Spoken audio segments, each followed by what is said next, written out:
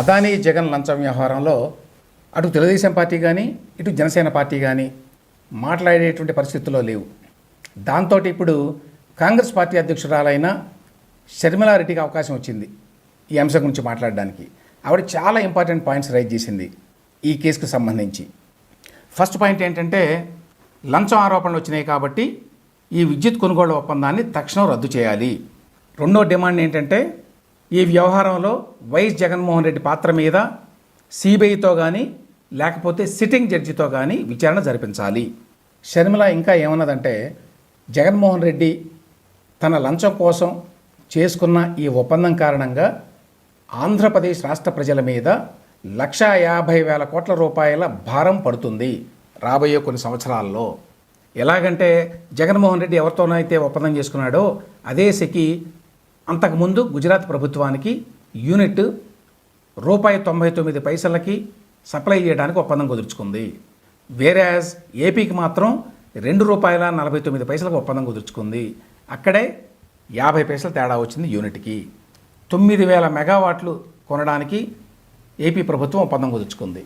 ఈ లెక్క ప్రకారం 1,00,000 కోట్లకు పైగా రాష్ట్ర ప్రజల మీద భారం పడుతుంది.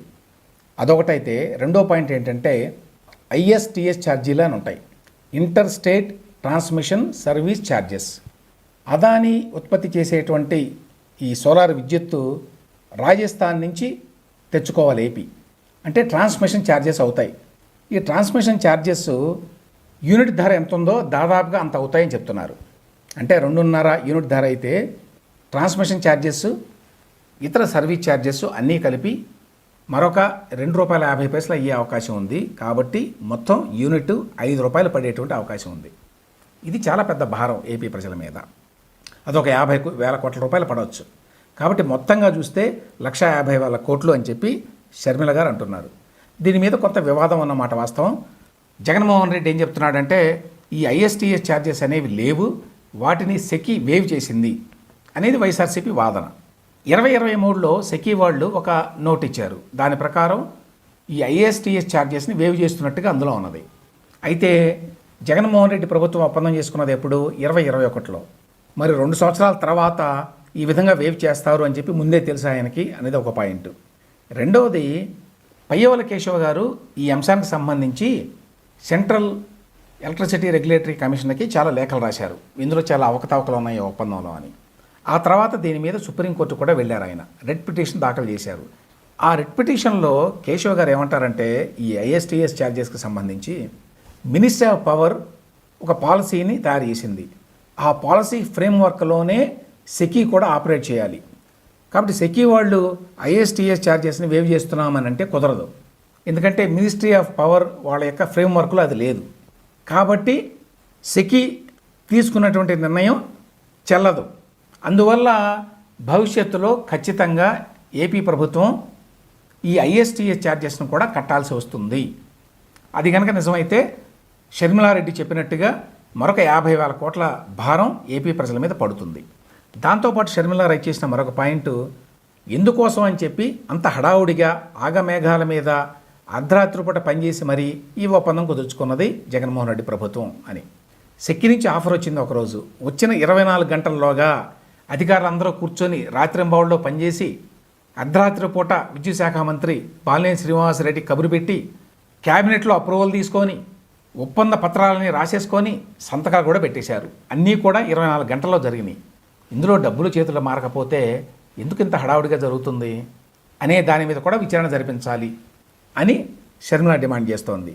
దీంతోపాటు మరొక ఇంపార్టెంట్ ఇష్యూని షర్మిల రైట్ చేసింది. అదేంటంటే గంగవరం పోర్టుకు సంబంధించి. గంగవరం పోర్టు వ్యవహారం 2009లో జరిగింది. అందులో రాష్ట్ర ప్రభుత్వానికి 10.45% వాటా ఉంది.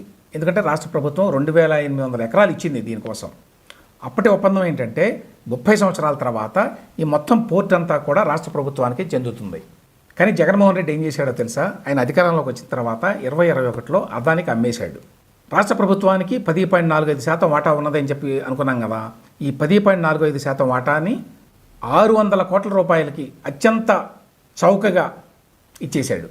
షర్మిల వాదన ఏంటంటే, ఈ 10.45% వాటాయే ఇవాళ 9,000 కోట్ల రూపాయలు ఉంటుంది. సో 9,000 కోట్ల రూపాయల వర్త్ వాటాని 600 కోట్లకే జగన్మోహన్ రెడ్డి అదానికి ఇచ్చాడు. రెండవది 2039కి మొత్తం గంగవరం పోర్టే రాష్ట్రానికి వస్తుంది. 80-90 వేల కోట్ల రూపాయల వర్తున్నటువంటి పోర్టు. దానిని ప్రైవేటు వాళ్ళకి బెనిఫిట్ చేస్తూ తాను లంచం రూపేణా బెనిఫిట్ పొందుతూ జగన్మోహన్ రెడ్డి ఈ పోర్టును మొత్తం అదానీ పరం చేశాడు. దీని మీద కూడా విచారణ జరపాలి అని షర్మిల డిమాండ్ చేస్తోంది. దురదృష్టం ఏంటంటే ఈ మొత్తం వ్యవహారంలో ఇంత పెద్ద ఎత్తున అవినీతి జరిగితే విద్యుత్ కొనుగోలు ఒప్పందాలు ఇతర డీల్స్లో అదానీతోటి ఆ విషయాన్ని కూటమి ప్రభుత్వంలో ఉన్న తెలుగుదేశం పార్టీ కానీ జనసేన కానీ చివరికి బీజేపీ కానీ మాట్లాడే పరిస్థితుల్లో లేవు. దాంతో రాష్ట్రంలో దాదాపుగా ప్రజెన్సే లేనటువంటి కాంగ్రెస్ పార్టీ అధ్యక్షురాలైన షర్మిలారెడ్డి ఈ అంశాలని చర్చలోకి తీసుకురావాల్సిన పరిస్థితి ఏర్పడింది.